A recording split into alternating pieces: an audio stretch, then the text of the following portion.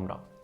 आज हम बात करने वाले कुछ ऐसे पॉइंट के बारे में, इनको डिटेल में हम अंदर से तुम्हें समझाएंगे, तो यकीन मानो ये समझ में आ गए तो सिलेक्शन तुम ले जाओगे। ठीक है, इस तरीके का मोमेंटम बनाना पड़ता है जब भी तुम किसी भी एग्ज़ाम की तैयारी करते हो। सबसे पहली चीज़ समझना, यहाँ पे क्या लिखी है, ग्रुप डी वर्सेस आईएएस।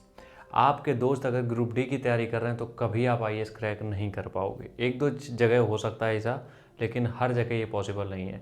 इसमें ज़रूरी नहीं कि आप आईएएस की तैयारी कर रहे हो, ज़रूरी नहीं आपके दोस्त ग्रुप डी की तैयारी कर रहे हैं। एक हम एग्जांपल दे रहे हैं, अगर आपका दोस्त एक बहुत निचले लेवल के एग्ज़ाम की तैयारी कर रहा है और आप बहुत हायर सोच रखे हो, तो आपका कोई मैच नहीं है और आपकी तैयारी वहाँ पे नहीं हो सकती। आप वो एग्ज़ाम क्रैक नहीं कर सकते हो, क्योंकि उस कमरे का माइंडसेट उसी तरीके का हो जाएगा, क्योंकि वो जो बातें कर रहा है वो आपको बहुत ईजी लगेंगी, आपकी बातें उसको टफ लगेंगी।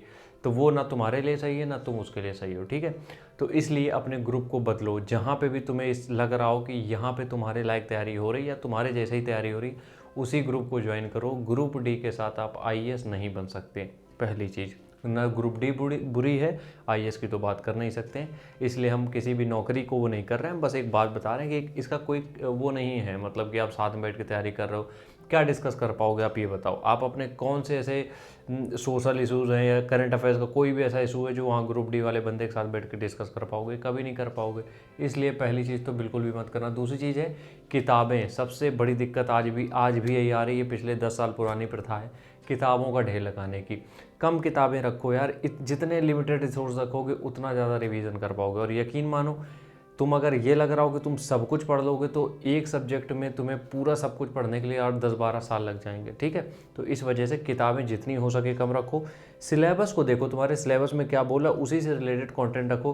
कई बार ऐसा भी लगेगा तुम्हें किताबों की ज़रूरत भी नहीं है, सब किताबें जो खरीदने की ज़रूरत भी नहीं है। एक दो ऐसे टॉपिक होंगे जो तुम ऑनलाइन भी ऐसे देख सकते हो जो तुम्हें टू द पॉइंट मिल जाए अपने सिलेबस से रिलेटेड। इसलिए रिसोर्सेज एक बार 15 दिन ले लो रिसोर्स को इकट्ठा करने में, लेकिन उन पर स्टिक रहो। ये मोमेंटम हम बता रहे हैं एग्जाम को क्रैक करने का। ठीक है, तीसरी चीज़, सबसे बहस नहीं करनी है। देखो, तुम्हारे पास लिमिटेड टाइम है, लिमिटेड एनर्जी है, इसको सही जगह पे इन्वेस्ट करनी।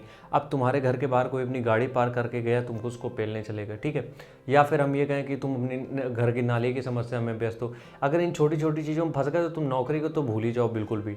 इसलिए बाद में एक बार नौकरी पे लग जाओ, पूरी गली की पार्किंग खरीद लेना, पूरी नाली का घर बदल देना पूरा, उसकी दिक्कत नहीं है। लेकिन कोई भी छोटी बहस में नहीं उलझना है। रिक्शे वाला तुमसे लड़ रहा है, 15 रुपये किराया है, तुमसे 20 ले रहा है, उसको 25 दे दो। धनिया तुम्हें फ्री में नहीं मिल रही है, उसके 5 रुपये दे दो। ये छोटी छोटी चीज़ों पे लड़ के तुम अपना दिमाग जो है वो थोड़ा ही सा लो लेवल पे ले जा रहे हो। ये बात समझ में नहीं आती। हम लोगों को 2 2 4 4 5 5 रुपये की बात नहीं होती, यहाँ पे हमारी मेंटेलिटी वैसी ही हो जाती है। ठीक है, अगला है पता होना चाहिए कल क्या पढ़ना है। पता होने चाहिए का मतलब ये है कि कई बार ऐसा होता है ना कि हम लोग सो के उठें, हमें पता ही नहीं आज क्या पढ़ना है, भूल गए क्या पढ़ना है। इसलिए रात में जब भी तुम सो तो एक चीज़ ये सोच के देखो कि तुमने पिछला क्या आज किया है और तुम्हें कल क्या करना है, और जो कल करना है उसको पहले ही लिख लो, सामने चिपका लो, ताकि जैसे तुम उठे तुम्हें सामने दिख गया कि आज का गोल ये है। ये वाला पॉइंट तुम्हारे बहुत काम आने वाला है कि कल क्या करना है आज पता होना चाहिए।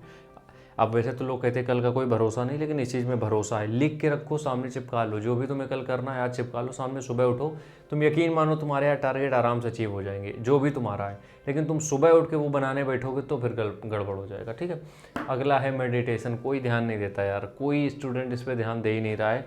और यकीन मानो ये इतनी बड़ी पावर है ना, तुम्हारा सारा गेम चेंज कर देगी। मेडिटेशन 5 मिनट 10 मिनट मेडिटेशन करो, बैठो एक जगह शांति से और कोई आवाज़ें ना आ रही हो, थोड़ा सा अपने यहाँ पे कंट्रोल लाओगे ना तो सारी चीज़ें तुम्हें हजम होने लगेंगी। इसलिए मेडिटेशन ज़रूर करो। नहीं ज़्यादा कर पाते हो 5 मिनट 6 मिनट का कर लो, इससे ज़्यादा मत करो, लेकिन एटलीस्ट 5 से 6 मिनट के लिए खुद को दिमाग को शांत करो।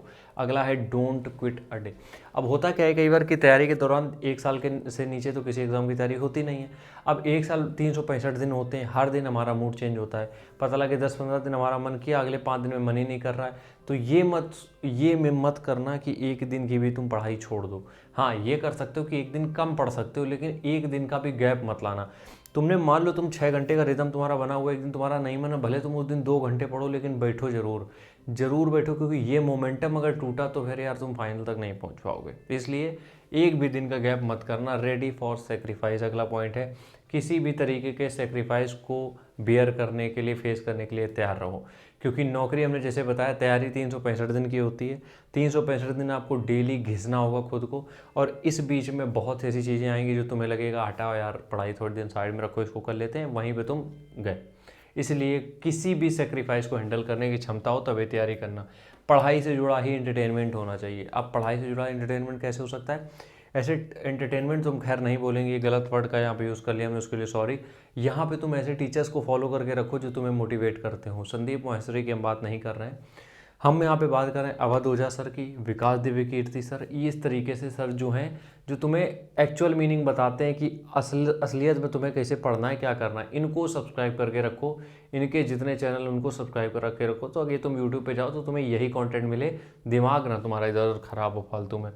No confusion. जब भी तुम किसी भी जॉब के लिए तैयारी के लिए उतरो, सबसे पहले उस जॉब प्रोफाइल को चेक कर लो, ये देख लो उसमें काम क्या होता है, सैलरी क्या होती है, सब तुम्हारे मतलब का है। फिर उतरो तो तुम्हारे दिमाग में एक भी कन्फ्यूज़न नहीं होना चाहिए। पता लगे तुम 3 महीने तुमने तैयारी कर मारी, अब चौथे महीने से तुम्हें डाउट आ रहा है यार ये नौकरी अच्छी भी है कि नहीं, फिर कोई मतलब नहीं है, क्योंकि there is no place for return. वापस जाने का कोई रास्ता नहीं है, क्योंकि तुमने एक बार 3-4 महीने एक जगह दे दिए, फिर तुम्हारा दूसरी जगह मन नहीं लगेगा, भले तुम इसमें चाहे जितना भी बोर हो जाओ। इसलिए एक बार अच्छे से डिसाइड कर लो क्या करना है।